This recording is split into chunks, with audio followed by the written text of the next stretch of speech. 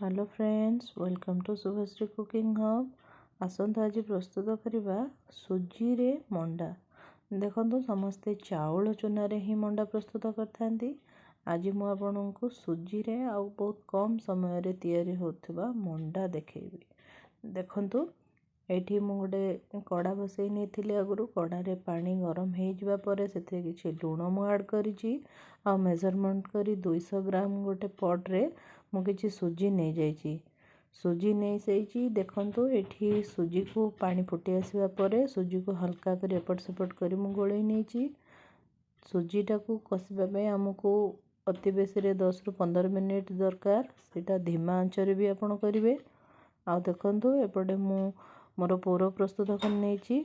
पूर रे मु ऐड करथिली गोलमरिच गुंड, टिके गुजराती गुंड, गुड़ देकी नड़िया और छेना रे पूर प्रस्तुति करथिली। आ एठी देखंतु मोर सुजी जंतिबा सरी जाइछि। एमती रुआ रुआ करी आपण जंतिबे, बेसी पानी करिवेनी कि बेसी नरम करिवेनी। देखंतु एठी हाथ रे किछि रिफाइन तेल नै जिबा। आ पिठा प्रस्तुत करिवा पई आमे टिके सुजी को एमती हाथ रे चकटिकी एकदम से देखंतु गोटे भल भाव शेप दे दबा। ता भितरे किछि पूर रखिकी एमती गोटे गोटे करके आमे सबु मंडा प्रस्तुत करनबा। एबे आसंतु कड़ा गरम करी रिफाइन तेल देई मंडा को छाणीबा।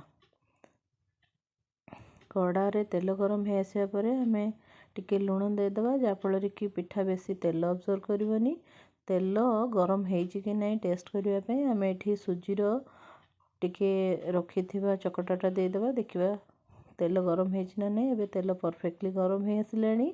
एबे देखंतु आमे प्रस्तुत होइथिबा मंडा को ए तेल भितर देकी छाणीबा।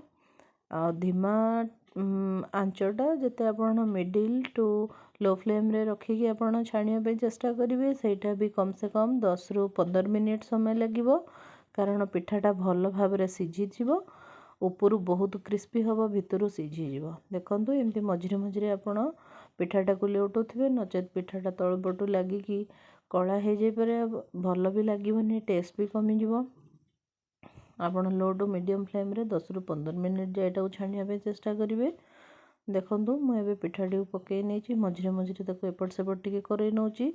तळ ऊपर करके आपण कले दुई पट जाक भल से सिझिवा सहित ऊपर क्रिस्पी हबो, भितर बढ़िया से सिझिवो। आपनको खाइबा पे बहुत भी भल लागिवो। देखंतु पिठाटा हमर एबे तेल रे पड़िकी रहिछि। देखंतु केते सुंदर भाव रे धीरे धीरे कलर भी आसिलानी। एबे देखंतु पिठा मोर प्रस्तुत हो गेलेनी। आकु आमे गोटे प्लेट को काढी नबा।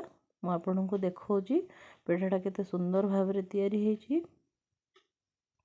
देखंतु मु एठी आपनको पिठाटा देखौछि ऊपर केते क्रिस्पी हेछि।